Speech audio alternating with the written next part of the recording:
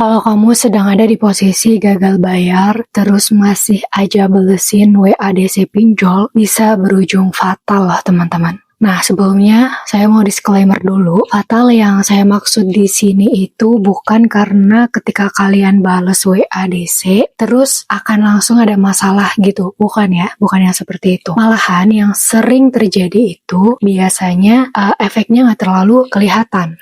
Maksudnya yang kayak gimana? Biasanya orang-orang yang sering meladeni chat penagihan atau mungkin angkat telepon dari nomor yang tidak dikenal dan itu sudah bisa dipastikan dari pihak pinjol gitu ya, maka akan semakin besar juga tekanan mental yang dia tanggung gitu. Jadi kalau misal orangnya itu nggak kuat secara mental, malah itu justru bisa berujung fatal. Keputusan yang dia ambil juga seringkali tidak rasional. Jadi bisa dipahami bersama ya, maksud dari fatal di sini itu bukan yang kayak ketika balas WADC-nya langsung menimbulkan masalah, bukan yang seperti itu. Tapi seperti yang sudah saya jelaskan tadi. Oke, mungkin dari kalian juga ada yang pernah baca komentar yang kurang lebih bunyinya seperti ini teman-teman.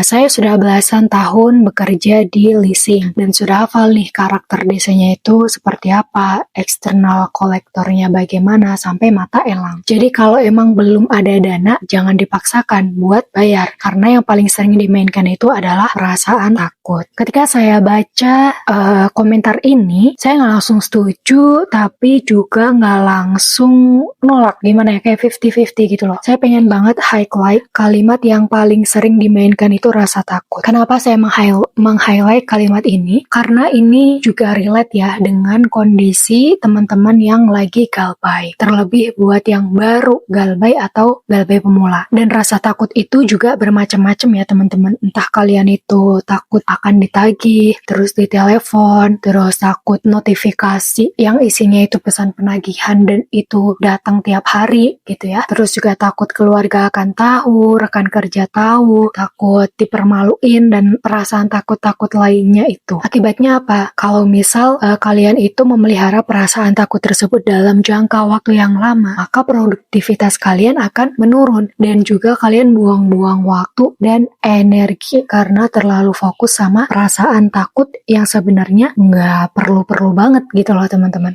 Jadi kalau misal ditanya terus gimana biar nggak takut, ada satu hacks yang menurut saya itu cukup simple, cuman yang nggak semudah itu buat dilakuin ya. Ya intinya kalau misal kalian nggak mau takut, ya udah tinggal nggak usah lakuin hal yang bisa memicu rasa takut tersebut. Contohnya, misal kalian itu selalu merasa takut ketika baca pesan penagihan ya udah tinggal pesannya itu nggak usah dibaca, batesin aja, kalau perlu blokir nomornya tinggal blokir. Terus kalau misal kalian takut setelah dengar suara DC nagih ya di telepon gitu, ya sudah tinggal nggak usah angkat telepon dari nomor yang nggak dikenal atau nomor DC itu. Kalau misal kalian nggak sanggup, ya udah blokir aja. Ada banyak cara untuk melindungi kalian dari perasaan takut tersebut teman-teman. Tapi itu kan bukan hal yang mudah ya, makanya akan saya bahas di video kali ini kenapa sih rasa takut itu bisa begitu besar, terutama kalau kalian itu sedang galbay di pinjaman online, dan kenapa akhirnya hidup orang yang gagal bayar itu sepenuhnya dikendalikan oleh pinjaman online, dan juga bagaimana sih cara merespon setiap kali rasa takut itu datang. Jadi pastikan kalian menonton videonya sampai selesai. Kita akan bahas dari sisi psikologisnya terlebih dahulu ya teman-teman. Jadi ada prinsip yang disebut dengan hukum timbal balik. Sederhananya, kalau misal ada orang yang berbuat baik ke kita, ya biasanya kita merasa ingin membalas kebaikan tersebut di lain waktu. Contohnya misal, kalian ditraktir sama teman. Biasanya kayak ada muncul rasa, next time gue juga pengen traktir dia juga deh, kayak gitu ya. Atau mungkin saat kalian kesulitan ada tetangga yang membantu, terus ada naluri bahwa kalian juga akan membantu ketika tetangga mengalami kesulitan. Jadi kayak tanpa diminta pun kalian itu merasa punya kewajiban moral untuk membalasnya. Dan itu hal yang lumrah teman-teman. Itu hal yang sifatnya naluri ya. Dan pola yang seperti ini juga mirip dengan kondisi kalian yang sedang berada di situasi gagal bayar di pinjol. Karena kalian pernah merasa menerima uang dari mereka, dari pihak pinjolnya ya, tanpa sadar kayak muncul perasaan, oh berarti saya harus selalu merespons mereka. Oh jadi mereka kayak baik nih, bisa bantu saya. Saat itu ya pikirannya kayak gitu. Akibatnya apa? Setiap ada chat penagihan, rasanya kayak harus dibales, kayak harus diladenin gitu lah ya. Terus setiap ada telepon juga rasanya kayak bersalah deh kalau misalnya nggak diangkat gitu. Kemarin kan dia udah mau minjemin aku kayak gitu, perasaan-perasaan seperti itu. Nah itulah mungkin yang bisa kita kaitkan dengan hukum timbal balik yang sudah kita bahas tadi di awal. Padahal hubungan kalian dengan pihak pinjolnya itu hanya sebatas hubungan hukum gitu loh. Sifatnya tuh kontraktual, bukan hubungan antara atasan dan bawahan. Bukan hubungan yang ketika dia bilang, kamu harus ini. Enggak, bukan yang seperti itu. Sudah ada kesepakatan di awal, dan kewajiban kalian hanya melunasi utang-utang tersebut. Tapi realitanya apa coba? Banyak banget yang menempatkan perusahaan pinjaman online ini sebagai atasan mereka. Gitu ya.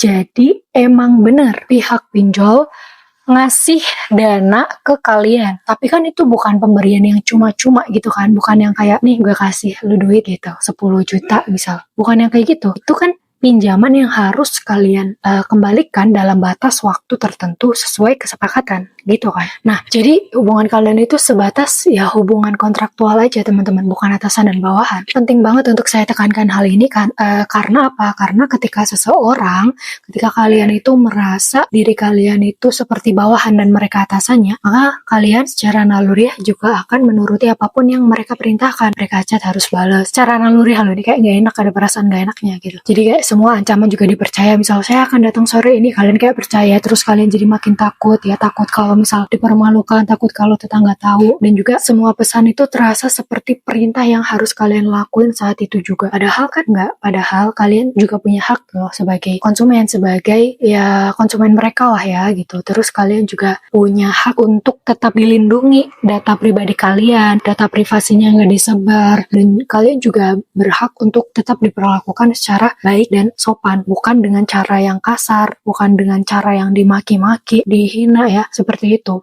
Kalau kayak gini, justru malah yang repot nanti kalian sendiri. Kalau misal kalian menganggap diri kalian bawahan dan mereka atasan, bukan hubungan yang kontraktual, yang repot kalian sendiri. Karena di awal niatnya itu kan gimana biar utang tuh cepet lunas, malah jadi macet, malah jadi tersendat. Jalan untuk menuju lunasnya utang itu jadi macet karena kalian udah sibuk ngurusin perasaan takut itu. Kalian udah terlanjur tenggelam di bawahnya. Jadi kesimpulannya apa? Tolong banget jangan sampai rasa takut itu mengendalikan diri kalian sehingga mengganggu aktivitas kalian sehari-hari gitu ya. Dan kalian sah-sah aja kok melakukan apapun itu, yang penting utangnya ini cepat selesai. Boleh, karena emang tugas kalian itu menyelesaikan kewajiban tersebut. Betul. Namun, menurut opini saya pribadi, apapun yang kalian lakukan itu masih dalam batas yang baik dan bijak sih kalau bisa. Bukan malah yang makin merugikan diri kalian sendiri. Bukan malah yang akan menambah masalah-masalah lainnya muncul. Jadi gini, kalau misal kalian itu punya mental yang kuat, maka untuk menafsirkan hal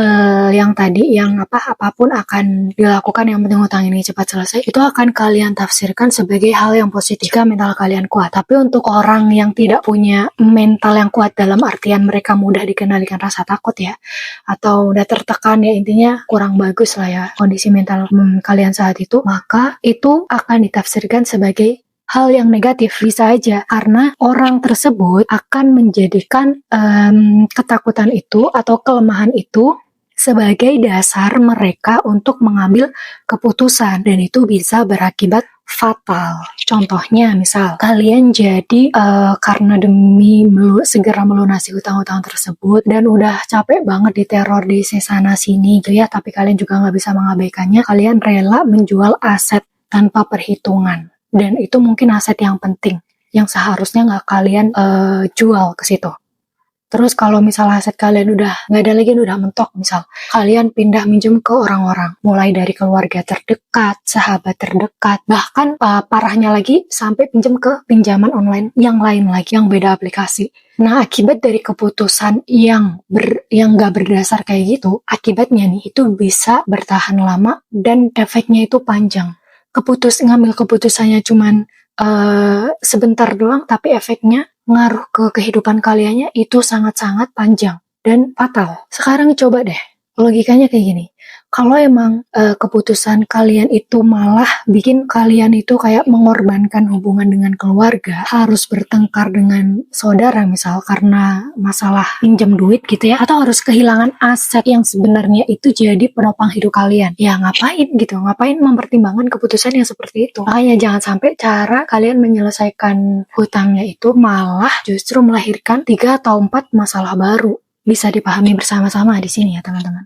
Jadi kesimpulan dari pembahasan kita kali ini adalah kalau misal kalian udah terlanjur berada di bawah kendali mereka, berada di bawah tekanan pinjol, dan merasa harus merespons apa yang mereka tujukan ke kalian, udah deh kalian saatnya bangkit dari situasi tersebut. Saatnya geser mindset kalian sedikit demi sedikit kalau emang hubungan kalian itu ya sebatas kontrak aja, bukan atasan dan bawahan gitu loh. Dan hutang emang bener tetaplah hutang dan wajib dibayar gitu kan. Namun ya kalau bisa kalian melunasinya dengan cara yang paling minim untuk menimbulkan masalah baru. Kalau sampai jual aset, kehilangan orang terdekat, itu sama aja kalian nyiksa diri sendiri gitu loh. Biar nggak kayak gitu ya udah, nggak usah terlalu sering balas WADC. Maksudnya gini, kalau emang dengan balas WADC itu justru malah nyiksa diri kalian sendiri, malah kalian makin tenggelam di dalamnya dan makin bikin kalian itu susah untuk bangkit, ya udah tinggal diabain aja, it's okay. Yang penting kalian nggak lari dari tanggung jawab kalian, gitu aja, sesimpel itu. Fokus aja kerja ningkatin penghasilan, dan kalian juga nggak fokus ngelunasin utangnya aja dengan menghalalkan segala cara, bukan seperti itu. Tapi gimana caranya kalian juga bisa ngelunasin utang, tetapi juga tetap profesional ketika bekerja, terus tetap menjaga hubungan yang baik dengan keluarga, mental kalian juga tetap baik gitulah ya, dan nggak terlalu berdampak ke masa depan kalian. Ya mungkin pasti ketika pinjol itu ada aja yang harus dikorbankan ya, salah satunya emang ya. Tetapi kan bisa kalian minimalisir, seenggaknya nggak buat sesuatu yang fatal-fatal banget gitu lah ya. Oke, mungkin cukup sekian aja video kita hari ini. Semoga bermanfaat dan sampai jumpa di video selanjutnya.